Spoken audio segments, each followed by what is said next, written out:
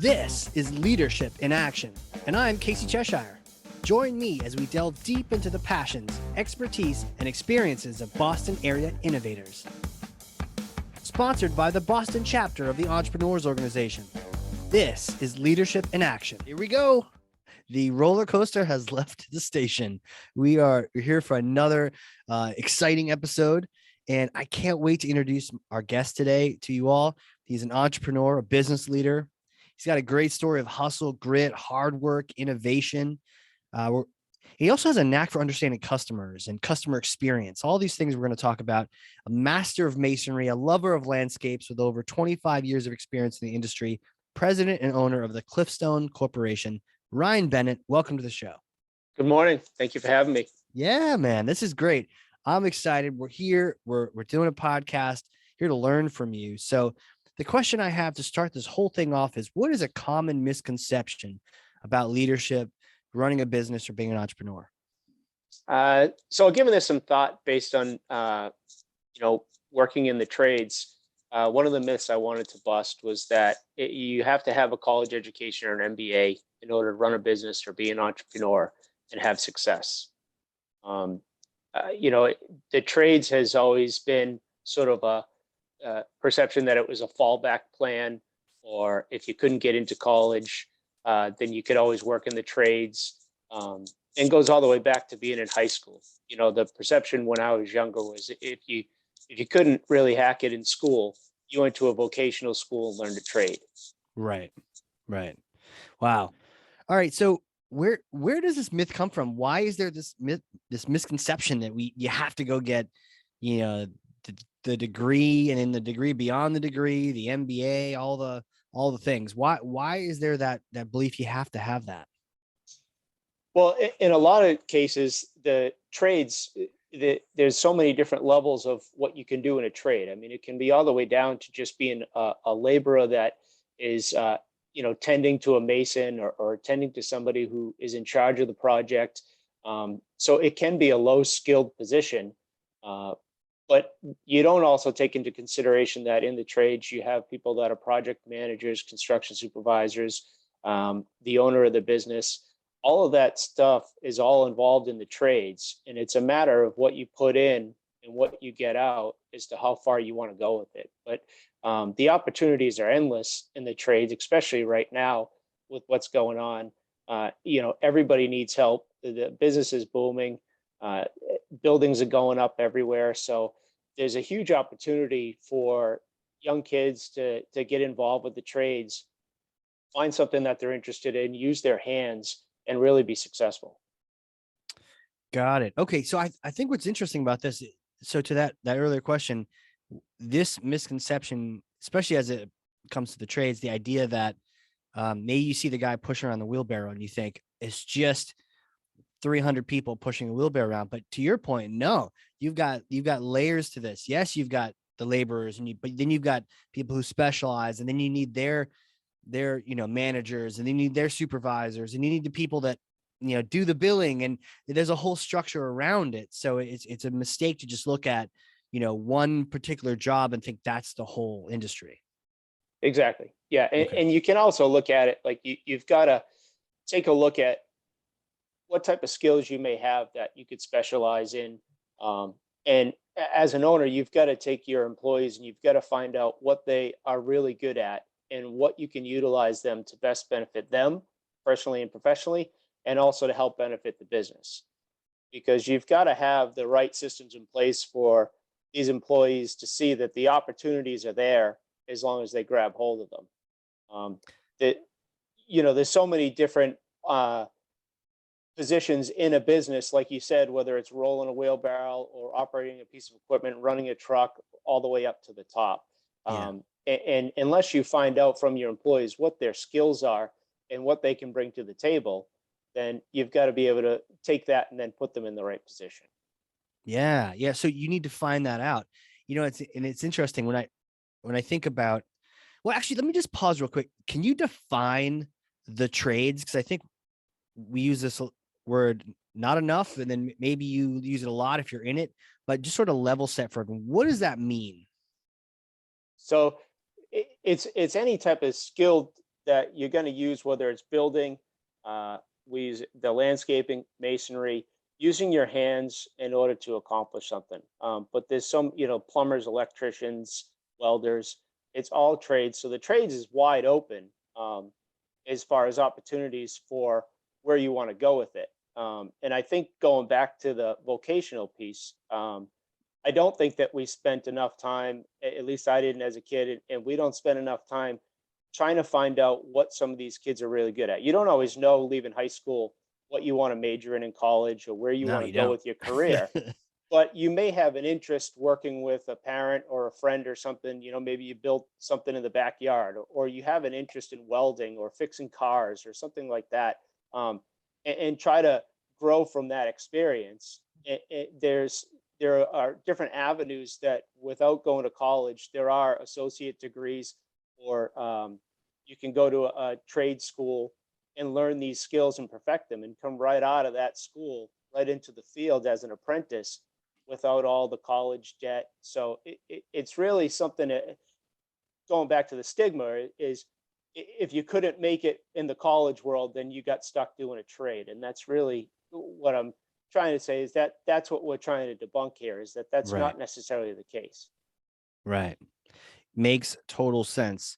So I want to follow up on that, because I think the idea of discovering what your employees are good at can not only help them in their career, but also help your company. So important. I mean, you've shared it is important for any kind of company. And I think, when you first shared that, I thought, you probably, I can't wait to find out how you do that, because I can imagine some SaaS company, some software company with oodles of funding and money might be throwing out tech and doing all these kind of things. But, how do you, with just, laborers and just, unskilled labor, how do you start? And then also not probably all the bells and whistles of like, let's go throw a random cash at this software, right? But how do you, just on a one-to-one basis, figure out what people are good at? Well, part of it is working side by side with them, to find out what you can see, what their skills are, where their strengths are, but also communicating with your employees. Sometimes you find out that if you don't have a conversation with an employee about something, they may not come forward and tell you, I'm really good with social media, or I'm really good at operating equipment, or, I've done this in my past, maybe I can bring this to the table. So one of the things that I see, especially in our trade, is, when you're first hired without any experience, you're immediately, thrown on a wheelbarrow and say, well, here's your shovel and here's your wheelbarrow, and this Yeah. is your job. And you've got to be careful that they don't feel like this is all they're going to be doing. That you've got to make sure that they understand there's opportunities to advance in the company, that it's a lot bigger than just wheeling around a wheelbarrow and digging with a shovel, or carrying a drill, or whatever field you may be in. You've got to be able to show them that there's more opportunities, and ask them what they're looking for out of their career. Show them that the trade isn't just a job to get from one point to the other. You want to show them that it's a career opportunity. And in How do you order do that? How do you show them that it's a career? But I think by constantly keeping the line of communication open and giving them opportunities. One of the things that I do is that I want to make sure that every one of my employees has an opportunity to operate every piece of equipment we have at one time or another, to train them, operate them, try to push them to get whatever certifications they may need, because that's only going to help me down the line if everybody knows how to operate all our equipment and everybody knows how to complete certain tasks that we do on an everyday basis. So to set up those systems that the guys know that if they want to operate an excavator, we're going to teach them how to do it. Wow. They're not just going to be, there's one operator and nobody else gets to touch it, or, all the different trucks that we have different lawnmowers.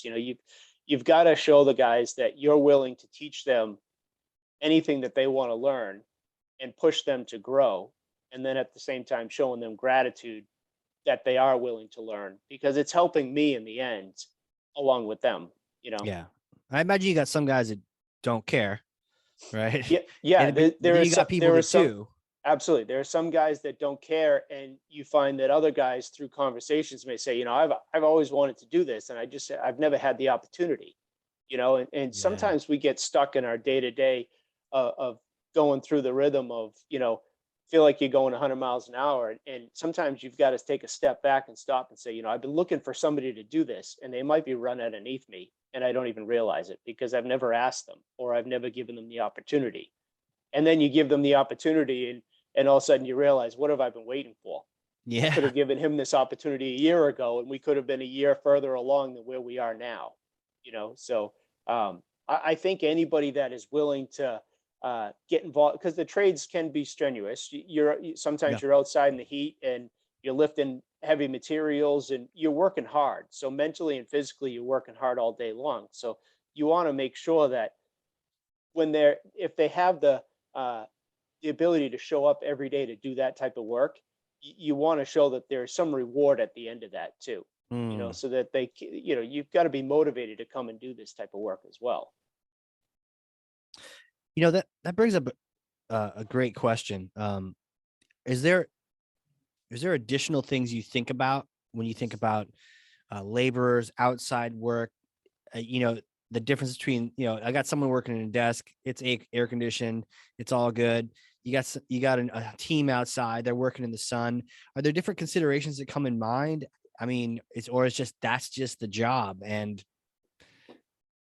Yeah, how do you think about that? it is in some cases that is the job. I mean, the job description for us is that we're outdoors Yeah. almost all year long. So you've got all the different weather aspects to it. So we're outdoors for the most part. It's physical labor, but what we've tried to do is try to get as much equipment as we possibly can to make it easier on the guys. Bring in technology to run the business for their side and ours. So everything we try to do is to try to make it so that it's less strenuous on them on a day-to-day basis, and it's more efficient on the other side. So you've got to spend that money to bring in the equipment to do it, but at the same time, they're not lifting every rock and digging every hole if we have the equipment that can do it.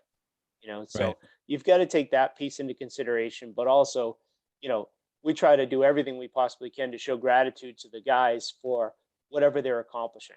So they understand the people in the office that are running the office and the social media, they have their job to do, and their job is to show all the great things that the guys do in the field. So you can see that it all works together. Um, each different piece comes together, and that's what makes a project go. Yeah. All the different pieces come together on that. I mean, I love that earlier question you asked, what would you like to learn? Is there something here?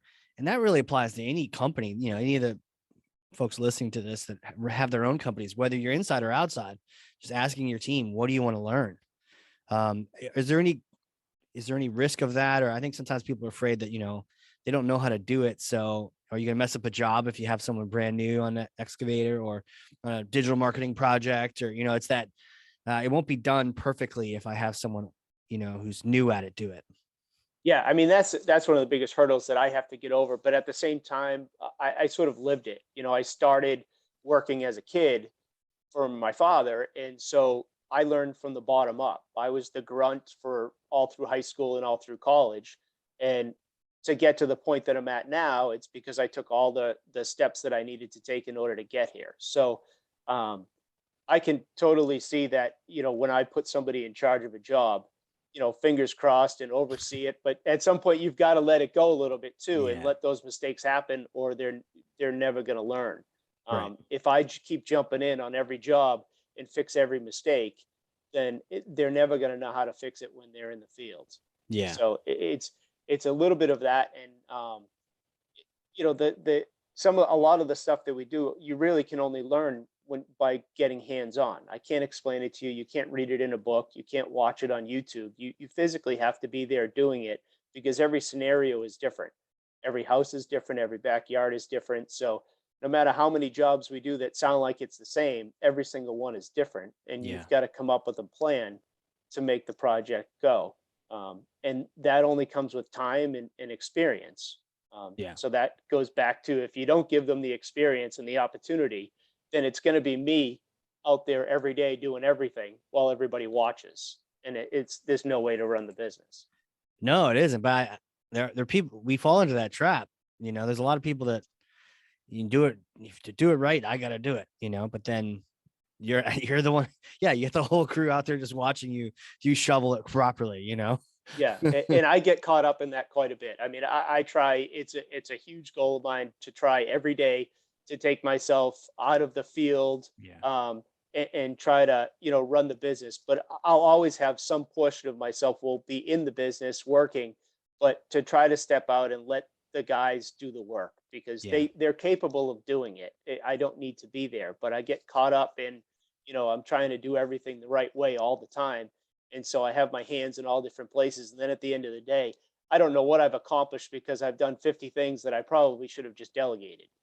Yeah. So you get caught up in that, and it's a constant battle to try to get out of that and really give the guys the opportunity to run. Oh, for sure. I mean, time and experience is what you said. Time and experience, and there really are some things that you just can't learn in a book. I Yeah.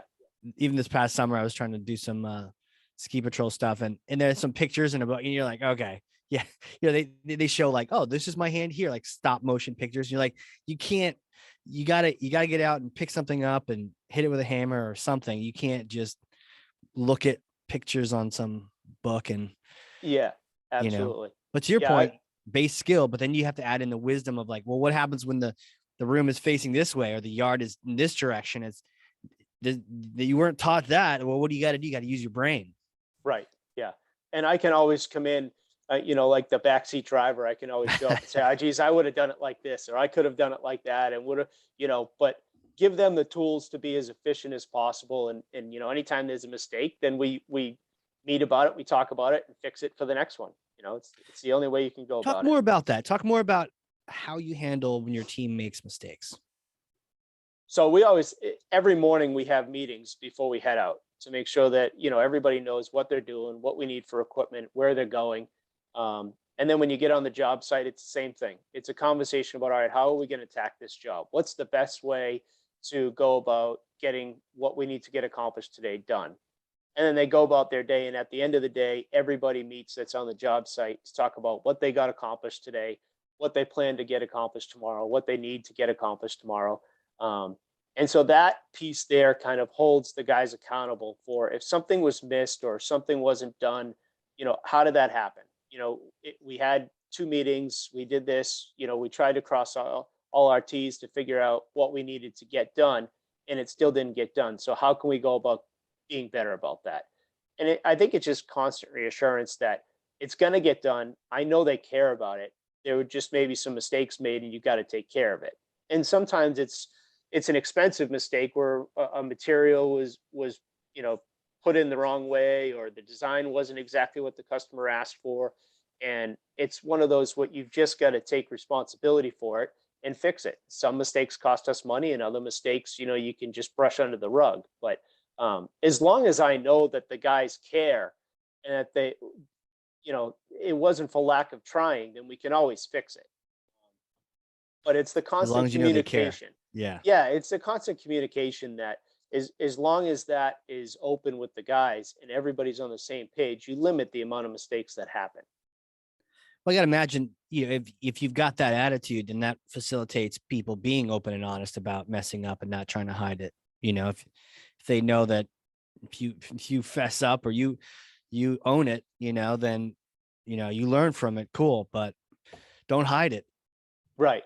Exactly. Because the biggest thing at the end is if the job doesn't come right and the customer's not happy with it, then it doesn't matter who did the job. That it goes on for against our reputation or whatever it may be. A lot of the work that we get is word of mouth. So you want them telling their neighbor that we did a phenomenal job and everything was done to spec, and it came out exactly what they wanted, and it's their dream yard or project. And if that doesn't happen, then it goes, it weighs on what everybody, how everybody feels about the next project. Yeah. 100%. Back to that earlier topic around learning and the fact that in the trades, learning is kind of built in. If you work at a company like yours, where you're actually, investing time and attention to get folks experience. So it's built in. You don't need those other outside colleges and degrees. Talk to me about, as you climb the ranks, were there any other resources, you had the experience learning different tools, but at what point are you learning like business things or invoicing, and how did you learn those sort of non-tradesy things, more of just the general business things as you rose through the ranks? Yeah, a little bit of it was on the fly. You know, Interesting. Yeah. yeah, it was a small family business. For a time there, I was the secretary of the business, did all the invoicing, Wow. took care of the books. We sent out proposals. So some of that stuff was on the fly, and I got to work side by side with my father to learn all that aspect of the business. And as things have grown, a lot of it is just seeking out uh, other guys that have the experience, leaning on my father a lot for his experience, and so because it was a smaller business as well, we were able to learn. We would work on the job during the day, and then at night we were in the office meeting about whether we were invoicing or sending out proposals or what project was coming up and how we were going to handle it. Wow. So all that has just been learned over time to Yeah. get to the point where we are now. It's really interesting. So almost all the necessary learning was sort of built in along the process. Yes, absolutely. So Wow. that's why, you can say when you learn from the ground up, it was all the way back to, digging holes in the summer, and then you learn as you go and you pick it up, but you can only learn it through experience. That was the Yeah, best way to do it. I don't think half the stuff that I know now you could ever learn at a school or by going to college or getting a degree. I mean, it's just all for hands on sure. on the project, and the more experience you have, then when different aspects of the job come up, and like I said, mistakes are made, you have the ability to fix it based on the experience you've had in the past. Yeah. Yeah, absolutely. What about now? Any podcasts or most recommended books you've learned from lately? Yeah, I'm more into the podcast. I'm usually in Yeah, a truck or a piece of equipment, so 100%. I've been listening to Entrepreneurs United. Oh, Is a wow. really good podcast. It's another one about business owners and their experiences and the lessons that they've learned over time. Um, that's a good one to hold on to. Okay. Yeah, I'll have to check that one out. Maybe we'll have the host on our show, Yeah, get absolutely. him over here. Or her, whoever it is. So cool. Um, Next question. Where do you see the future going? Is there anything you're excited about the future? Things that are coming around the corner that maybe things are changing in business or in society as a whole? Yeah, I mean, the most exciting thing for me is, because I've been running this now for a little over 5 years. It's every year to see the growth of the business, the growth of the team, the success that everybody has. I've turned from being an employee to, being the employer, and so now I get to see the other side of it and see how the employees grow, and how much more experience they have in the field and the different types of success that they have, Yeah, personally and professionally. So, and on the business side of it, because of the economy and the way that it is for us now, I mean, we really have some exciting projects that's built up great. again for this year. So, it feels like between the social media that we have and the projects that we have coming in, there's just a lot of really good things going on with the business, and so it's a good atmosphere. The guys are really excited to be here, um, and so that's the piece that I find most gratifying. Oh, that's amazing. So good, man. Yeah, there's a lot of opportunities coming around. We're getting out of this COVID world and we're getting into, whatever comes after it. So, Yeah, and we, unlike a lot of people, we probably benefited from hmm, that because everybody stayed home and everybody wanted to invest in their property instead of going on vacation. And so it's benefited guys in my fields oh that yeah. we've had the opportunity to work with homeowners that are really investing in their property, and have some really great ideas that we've been able to make come to fruition. Oh man, so good. You're right. It's good opportunity that if everyone's staying at home, they're looking out that window going, "Hey man, I'm not going anywhere. Let me fix up that backyard. Let me fix up that house. Fix up the area around me." Yeah, right. Yeah, amazing. Uh, who are you, man? You've climbed through the ranks. You're a business owner. You started out in the wheelbarrow. Like, Yeah. take me back in time, like little Ryan days. Where'd you grow up? What was it like? Did you know you're going to be running a company one day? Uh, no, I can't say that I knew I was going to be running a company. I guess I grew up in Woburn, Mass. My dad started the masonry business when he was in his early 20s, and that's what I would do in the summertime when I get old enough. Even when I wasn't old enough, my mother would drop me off and let me hang out. And I was always into the trucks and the equipment and all that type of stuff. Anything that I could drive, I wanted to drive, or I wanted to operate. I wanted to learn how to use it. And so naturally, when I got into high school, I became low man on the totem pole. My dad's laborer, and worked through high school and all through college, doing that, and then eventually got the bug to be in the business and really learn, as opposed to when I was in high school, it was sort of, I had to do it, uh, didn't want to be there. All my friends were in air conditioned jobs and I was out Right. digging holes, and uh, but the older I got, the more interested I was in actually running the business, and then really took the business serious, and worked for my father full time, and tried to soak up every bit of information I could get from him, um, in order to help grow the business. Yeah. And so that's really how I ended up where I am now. It's just Yeah. constant work and sucking up everything that I can information wise to run this thing the right way. I can imagine the high school you, right? Just getting some time in. Um, but your dad was the owner then too, right? He was Yes. like, Yeah. I mean, cool opportunity. You learn so much, but the risk of like being like, I'm the owner's son. It sounds like somehow your dad set it up so that it's like you're a worker. You're not the prince of the kingdom. Don't get mouthy. Like, talk to me about that, because I know a lot of business owners think about having their kids work in their business, but like it sounds like you guys did it right. Any thoughts around that? Yeah, there are a lot of stories about family businesses failing for that reason. Yeah. And I just think that I've always had respect for my dad, and that it was his business. He was in charge, and you just did things his way. And that's really the way he treated me as well. He treated me as another employee when we went to work, and we were best buddies when we weren't working. But um, we were there to do a job, take care of the customer, and then move on to the next one. So it wasn't a lot of easy days, when we were doing it. And I think that just set me up. My mindset was, when you go to work, you're there to work. You're there, you take it serious, and um, whatever needs to be done, everybody has to take care of it. My dad still comes to work for me now a couple days a week, and it doesn't matter what the task is. If I say, hey, sorry, man, but we've got to go dig a hole today. Yeah, all right, we'll go dig a hole. We got to get the job done. That's always Yeah. been his mindset, and that's the mindset that I carry on. Everybody has to chip in somewhere. Doesn't matter who you are or what position you are. We're here to provide a service for a customer, and everybody has to jump in. So having that respect for him, I think I also earned the respect of the other employees, that I was there to 100%. work.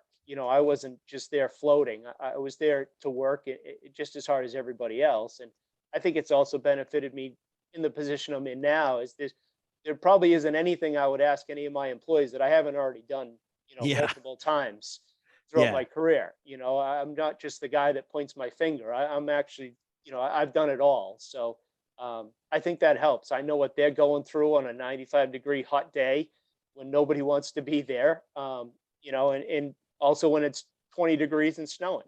You know, I'm in the middle of it with them all. So Yeah. I think that really helps, feel like you're a part of the team.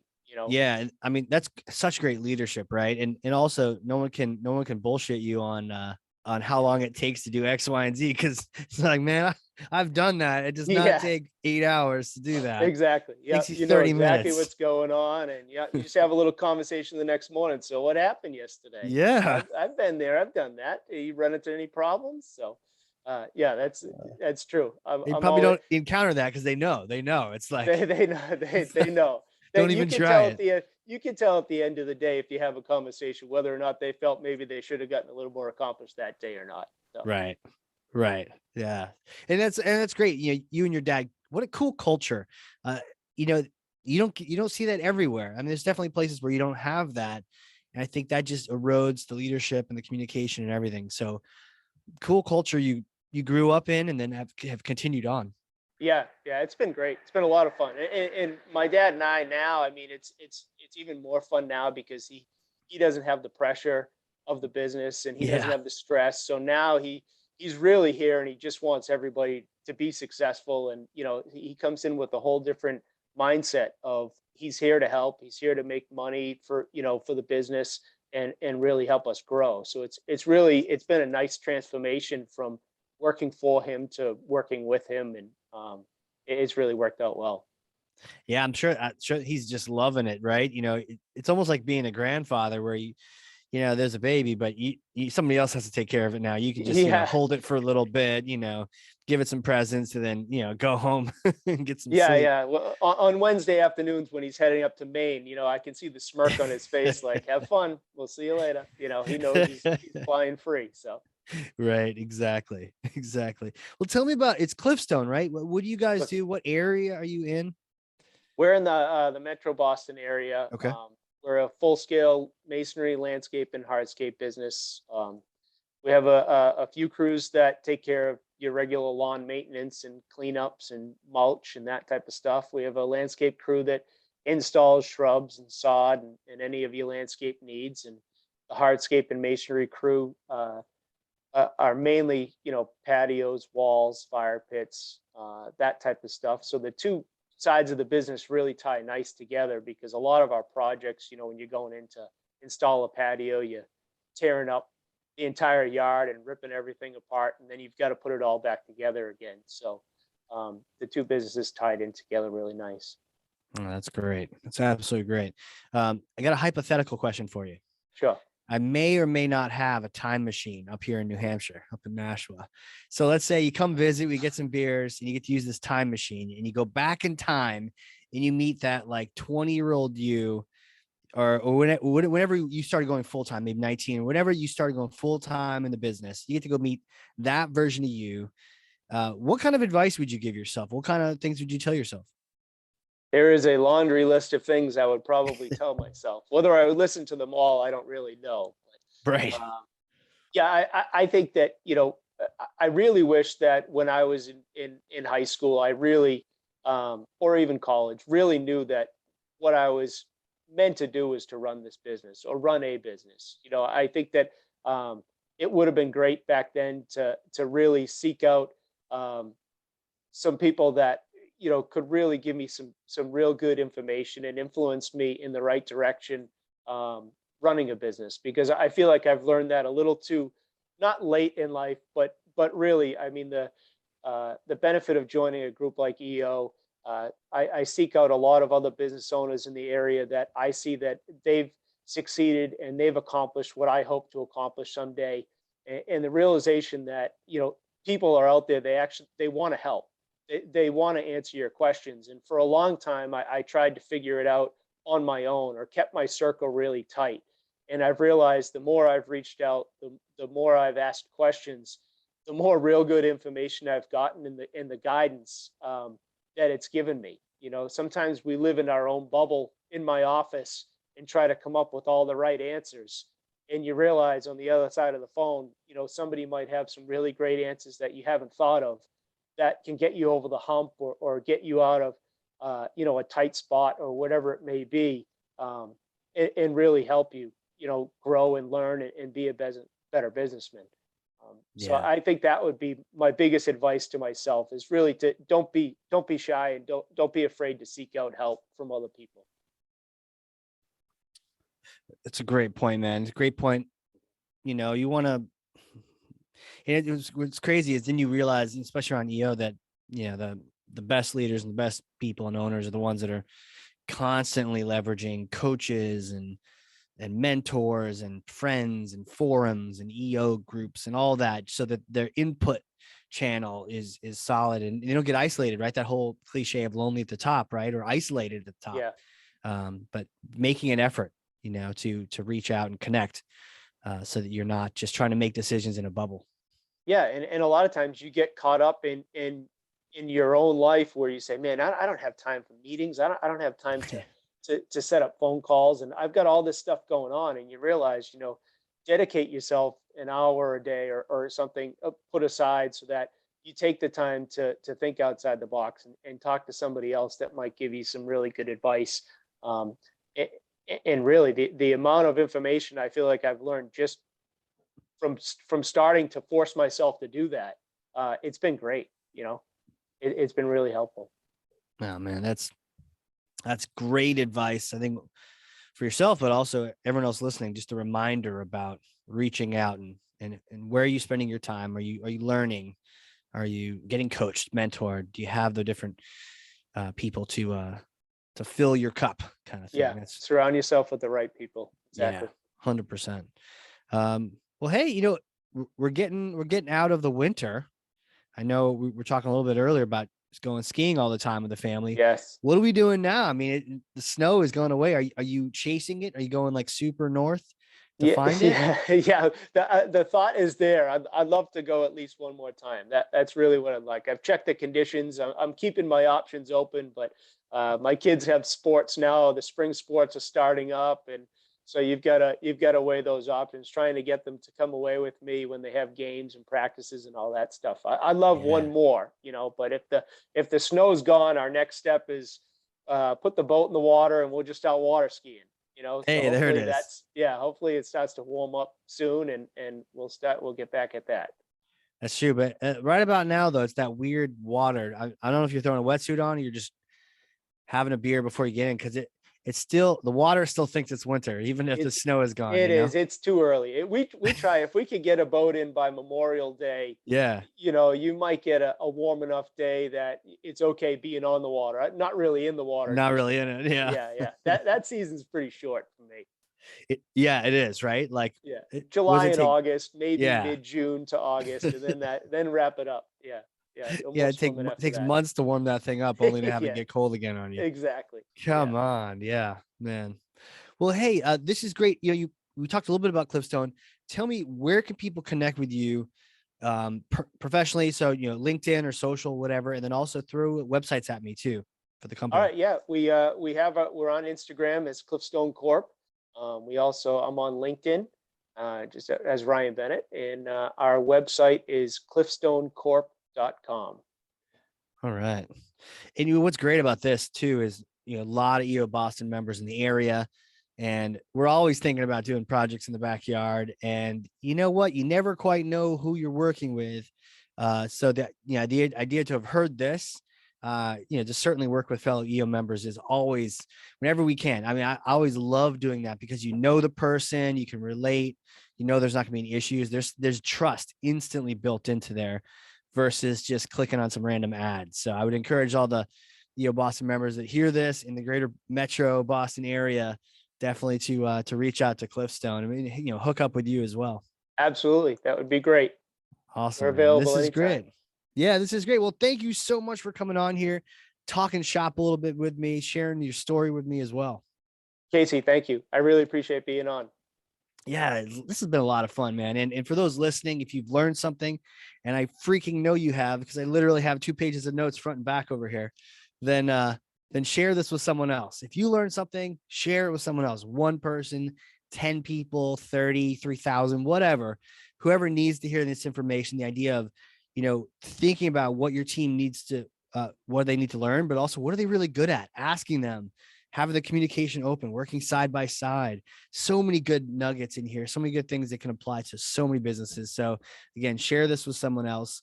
And with that, thanks again, Ryan. I appreciate it, man. Thank you, Casey. Appreciate it. It's been great being on.